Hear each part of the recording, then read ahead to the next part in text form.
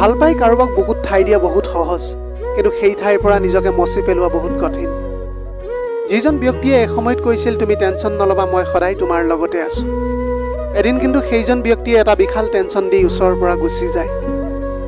হঠাতে যদি কোনোবাই কথা কোৱা বন্ধ কৰি দিয়ে, তেতিয়াহ'লে জানি ল'বা হয়তো তোমাৰ কোনো কথা তেওঁৰ মনত লাগিছে বা তেওঁৰ মন অন্য ক'ৰবাত লাগিছে। হৃদয়খন সাগৰৰ দৰে বনাবলৈ চেষ্টা কৰক। নদী নিজেই আপোনাৰ ওচৰলৈ গুচি আহিব, আপোনাৰ সৈতে মিলিত হ'বলৈ। 1 মিনিটত জীৱনটো সলাবলৈ নোৱাৰি, কিন্তু 1 মিনিটত লোৱা সিদ্ধান্তই তোমাৰ গোটেই জীৱনটো সলাই দিবলৈ পাৰে। মই ভাবিছিলোঁ মোৰ জীৱনত আপোন বহুত আছে, কিন্তু যেতিয়াই মই পিছফালে ঘূৰি চাওঁ তেতিয়াই ছাঁটোৱেই মোৰ কাষতে দেখা পাওঁ। যিয়ে তোমাক ৰিয়েল লাভ কৰে, কথাই প্ৰতি কাজিয়া তেওঁৱেই কৰে। যিয়ে তোমাক বেছি সন্দেহ কৰে, তেওঁ তোমাক ফিল কৰে। সদায় তোমাৰ দুখ তেওঁৱে বিচাৰে, যিয়ে তোমাক সকলো সময়তে মিছ কৰে। যিজনে তোমাক সঁচা অৰ্থত ভাল পাব, তেওঁ কেতিয়াও তোমাৰ পৰা আঁতৰি থাকিবলৈ নোৱাৰে। পৰিস্থিতি যেনেকুৱাই নহওক, সকলো সময়ত তোমাক ভৰসা দিব, তোমাৰ কাষত থাকিব, কেতিয়াও তোমাক এৰি নাযাব। কিছুমান মানুহ জীৱনলৈ বাৰে বাৰে নাহে, সেয়েহে তেওঁলোকক সদায় যত্নত ৰাখিবলৈ চেষ্টা কৰিব লাগে। যদিহে ভালপোৱাৰ অভাৱ হয়, তেনেহ'লে মানুহজনক এৰি দিয়া, কিন্তু যোগ্যতাৰ অভাৱত কাকোৱে এৰি নাযাবা, কিয়নো যোগ্যতাতকৈ ভালপোৱাৰ মূল্য বহু বেছি। সদায় এটা কথা মনত ৰাখিব, স্বাৰ্থ য'ত শেষ হয়, বদনাম সেইখিনিৰ পৰাই আৰম্ভ হয়। জীৱনত এনেকুৱা কাকোৱেই ভাল নাপাব, যাৰ কাষত প্ৰয়োজনীয়ৰ বাহিৰে তোমাৰ কোনোৱেই মূল্য নাই। সদায় তাকেই ভাল পোৱা, যাৰ কাষত প্ৰয়োজনীয় নহ'লেও তোমাৰ মূল্য বহুত বেছি। মানুহৰ মুখখনেই হ'ল পৃথিৱীৰ একমাত্ৰ ঠাই, য'ত বিষ আৰু অমৃত একেলগে বাস কৰে। এটি হাঁহিৰে যিদৰে বহু কিবা প্ৰকাশ কৰিবলৈ পাৰি, সেইদৰে বহু কিবা লুকুৱাবও পাৰি। সম্পৰ্ক এটা বজাই ৰাখিবলৈ কেতিয়াবা কেতিয়াবা অন্ধ, কলা, বোবাও সজাবলগীয়া হয়। ভালপোৱাত কোনোবাই নিজৰ জীৱনটোকো দিবলৈ কুণ্ঠাবোধ নকৰে, আকৌ কোনোবাই সময় কোনো দিবলৈ নোৱাৰে। কাষৰ মানুহজন গুচি গ'লে কেতিয়াও খালী হাতে নাযায়, লগত সুখখিনিও কিন্তু লৈ যায়। সন্তানক উপহাৰ নিদিলে তেওঁ হয়তো কিছু সময় কান্দিব, কিন্তু সংস্কাৰ নিদিলে গোটেই জীৱনভৰ কান্দিব। মানুহ নিজৰ দুখত সিমানখিনি কেতিয়াও দুখী নহয়, যিমানখিনি দুখী তেওঁ আনৰ সুখ দেখি হয়। নিজকে সুখী ৰাখিবলৈ খুজিলে অলপ পালেই হয়, কিন্তু আনক সুখী কৰিবলৈ খুজিলে তুমি বহুত কিবা হেৰুৱাব লাগিব। ভালপোৱা মানে কেৱল দেহ বা সৌন্দৰ্যৰ আকৰ্ষণ নহয়, ভালপোৱা মানে সন্মান, শ্ৰদ্ধা, বিশ্বাস আৰু ভৰসা। যদিহে ভাঙিবই লাগে, তেন্তে তুমি ৰেকৰ্ড ভাঙা, কিন্তু কাৰোৰে বিশ্বাস ভাঙিবলৈ চেষ্টা নকৰিবা।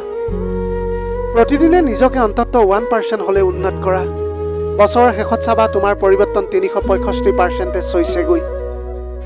সদায় মানুহ সাৰি যায় মৃত্যুৰ কাষত, সুখ সাৰি যায় দুখৰ কাষত, ভালপোৱা সাৰি যায় অভিনয়ৰ কাষত, আৰু বন্ধু সাৰি যায় অহংকাৰৰ কাষত। নিজৰ ঘৰখন ভালেই হওক বা বেয়াই হওক, নিজৰ ঘৰৰ দৰে শান্তি কোনো ৰাজপ্ৰসাদতে পোৱা নাযায়। জীৱনত কাৰোৰে ক্ষতি কৰাৰ আগতে এবাৰ নিজকে ভাবি ল'ব। আজি আপুনি যাৰ ক্ষতি কৰিছে, কোনোবাই হয়তো আপোনাৰ তাতকৈ বেছি ক্ষতি কৰিব পাৰে। টকাৰে ঘড়ী কিনিব পাৰি, সময় নহয়। টকাৰে কিতাপ কিনিব পাৰি, কিন্তু বিদ্যা নহয়। ঠিক সেইদৰে টকাৰে তেজ কিনিব পাৰি, কিন্তু জীৱনটো নহয়। টকাৰে সুন্দৰ মনৰ মানুহ কিনিব পাৰিব, কিন্তু ভালপোৱা কেতিয়াও নোৱাৰিব। সৎ পথত কাঁইট বেছি, অসৎ পথত বন্ধু বেছি। কেতিয়াও নিজৰ স্বাৰ্থৰ বাবে আনৰ সজোৱা সপোন ভাঙি নিদিব। স্বাৰ্থ শেষ হ'লে তুমি হয়তো গুচি যাবা, কিন্তু তেওঁ তাৰ সজোৱা সপোন কেতিয়াও সজাব নোৱাৰিব। সৎ পথত চলিলে কষ্ট হয় ঠিকেই, কিন্তু এটা সুবিধা আছে, সেই পথত সকলোৱে যাবলৈ সাহস নকৰে। 100 মানুহক আপুনি খুৱাব নালাগে, কিন্তু চকুৰ সন্মুখত কোনোবা ভোকাতুৰক পালে অলপ খাবলৈ দিব। সৰুকালত শিকিছিলোঁ তুমি কাৰো ক্ষতি নকৰিলে কোনেও তোমাৰ ক্ষতি নকৰে, কিন্তু বাস্তৱত যি শিকিছোঁ, তুমি যাৰ ভাল হোৱাটো বিচাৰিবা, তেওঁ সকলোতকৈ আগত তোমাৰেই ক্ষতি কৰিব। জীৱনত সকলোকে গুৰুত্ব দিয়ক। যি ভাল তেওঁ আপোনাৰ কাষত থাকিব, আৰু যি বেয়া তেওঁ আপোনাক শিক্ষা দি গুচি যাব। জীৱনত সফল হ'বলৈ খুজিলে দুটা বস্তুৰ খুবেই প্ৰয়োজন, সেই দুটা হৈছে জেদ আৰু আপোনাৰ আত্মবিশ্বাস। জীৱনত কেতিয়াও ভাঙি নপৰিবা। মাথো মনত ৰাখিবা, গছবোৰে প্ৰতি বছৰে পুৰণা পাতবোৰ হেৰুৱায়, কিন্তু কিছুদিন অপেক্ষাৰ পিছত তেওঁলোকে আকৌ নতুন পাত ঘূৰাই পায়। কোনোবাই মূল্য দিয়ক বা নিদিয়ক, তুমি সৎ কাম কৰি যোৱা, কাৰণ ইয়াৰ প্ৰতিদান মানুহে তোমাক নিদিলেও স্বয়ং ঈশ্বৰে দিব। ছোৱালীৰ জীৱনটো হ'ল এডাল মমবাতিৰ দৰে, আনক পোহৰ দিবলৈ গৈ নিজে জ্বলি পৰি শেষ হৈ যায়, তথাপিও সেই দহনৰ দুখ কোনেও নেদেখে। চৰিত্ৰহীন স্বামীৰ সৈতে ৰাজপ্ৰসাদত থকাতকৈ দুখীয়া আদৰ্শৱান স্বামীৰ সৈতে ভঙা জুপুৰিত থকা বহু গুণে বেছি ভাল। মাগৰাকী শিক্ষিতেই হওক বা অশিক্ষিতেই হওক, কিন্তু মা হ'ল পৃথিৱীৰ শ্ৰেষ্ঠ শিক্ষক। সদায় জীৱনত তিনি ধৰণৰ মানুহৰ পৰা দূৰত্ব বজাই ৰাখক। 1 নম্বৰ স্বাৰ্থপৰ মানুহ, 2 নম্বৰ মিছলীয়া মানুহ, 3 নম্বৰ বিশ্বাসঘাতক মানুহ। বৰ্তমান যুগত আপুনি 3টা কাম কৰিলে বা নিশ্চিত। 1 নম্বৰ বিনা স্বাৰ্থত উপকাৰ কৰিলে, 2 নম্বৰ আপুনি যদি টকা ধাৰলৈ দিয়ে, 3 নম্বৰ ভদ্ৰ ব্যৱহাৰ কৰিলে। এতিয়াৰ সম্পৰ্কবোৰ বহুত অদ্ভুত।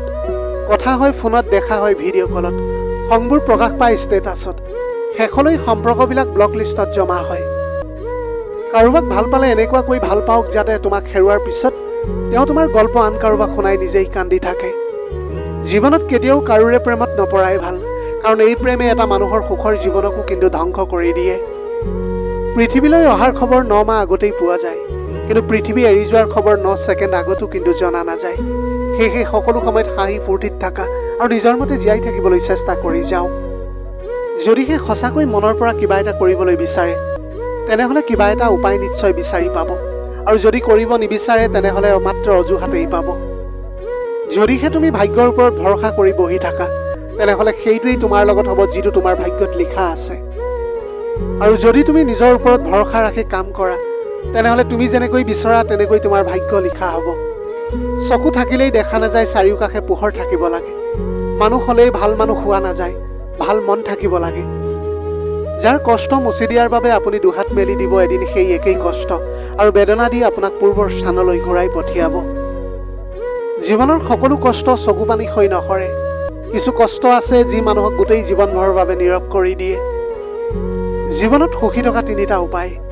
1 নম্বৰ নিজতকৈ বেছি কাকোৱেই বিশ্বাস নকৰিব, 2 নম্বৰ কাৰোবাৰ কথাত নিজকে সলনি নকৰিব, 3 নম্বৰ য'ত আপোনাৰ সন্মান নাই সেই ঠাইলৈ কেতিয়াও নাযাব। ভিডিঅ'টি চাই কেনে পালে নিশ্চয় কমেণ্ট কৰি জনাব, আৰু চাই ভাল পালে এটা লাইক কৰি ধন্যবাদ দিব।